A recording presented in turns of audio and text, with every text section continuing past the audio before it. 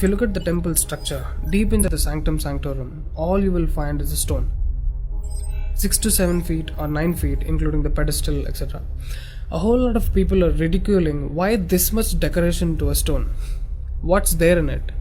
How can you worship this dumb stone as God? To all the idiots who are ridiculing idol worshipping, let's talk science, okay? What is it? It's a rock. What is rock? Rock is made up of metals and minerals. If you go to a valley and shout something, what does the rocks do? It will give you an echo.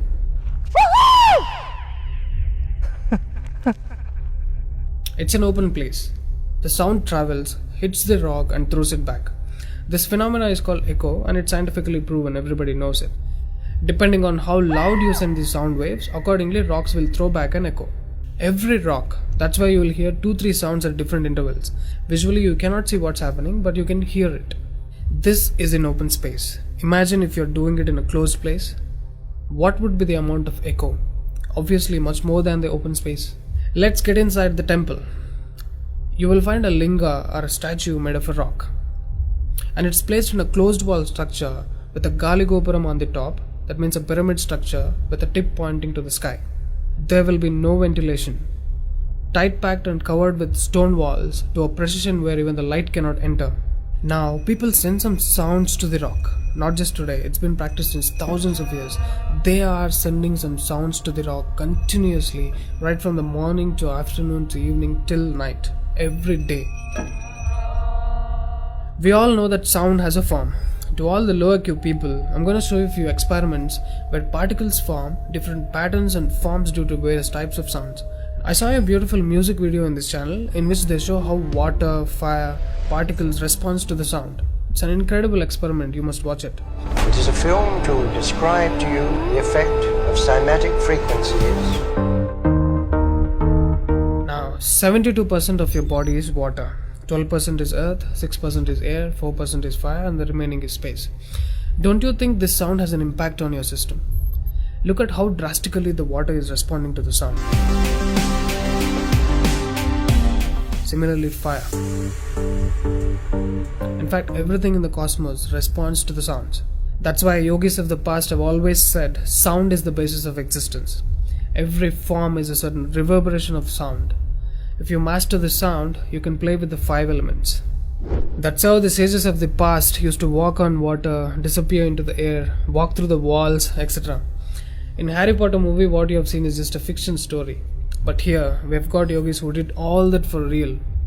Even though there are many mystics who can do these things, not just them. You and I can do it if we attain certain mastery over the sound. You need a perception beyond the senses to do that. For that, you need to do a different level of sadhana. You can't do that in a laboratory through some dumb experiment. All those who tried either ended up neurotic or died an utter failure. Wasted a lot of money in the research. So except dhyanam, technically there is no other way. Sorry to disappoint the people who are lazy to yoga. Okay, sound. I recommend you to watch more such experiments in YouTube to understand better what I'm trying to say here. Inside the temple, they chant some mantras. What happens is, the sound will touch the stone and bounce back in different directions. Because it's a closed room, the sound has to pass out through the main door. And whoever is standing in front will be completely soaked in that energy. Now, what do they chant? Vishnu Sahasranamam in the morning and Lalita Sahasranamam in the night. There is Shivopasana Mantram, Lingastakam, Am Namah Shivaya, Nirvana Shatakam, etc., which will have different impacts on the human system.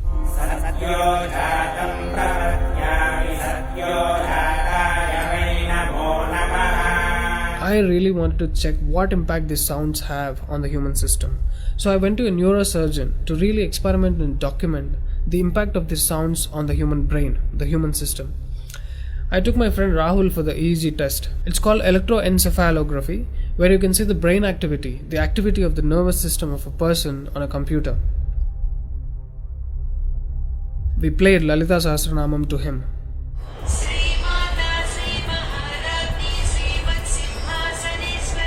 Rahul, relax your face.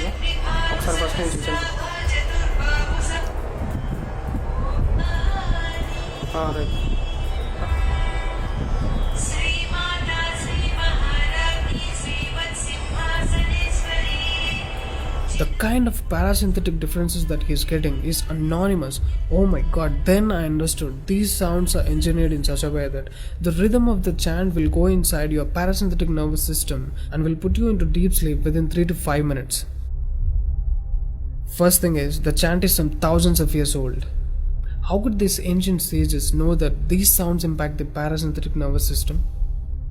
This they do it in the night.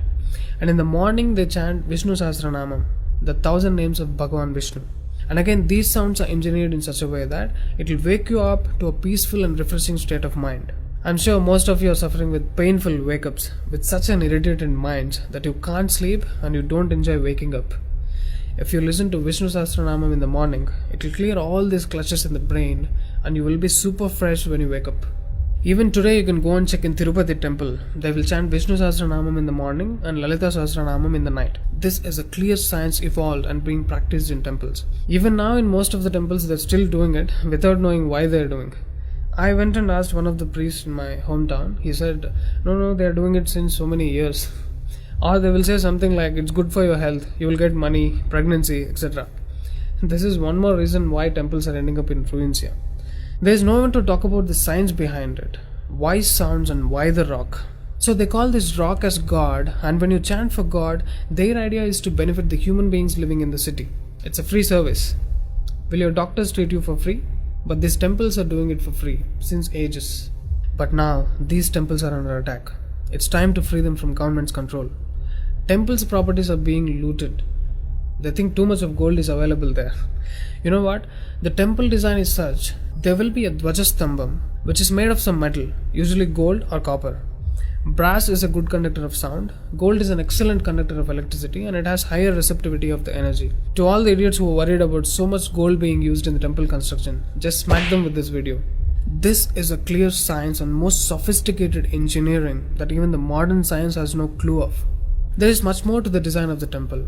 The design is such, the energy waves reverberated by the gopuram will pass straight and touch the antenna kind of arrangement here and stored in the energy format.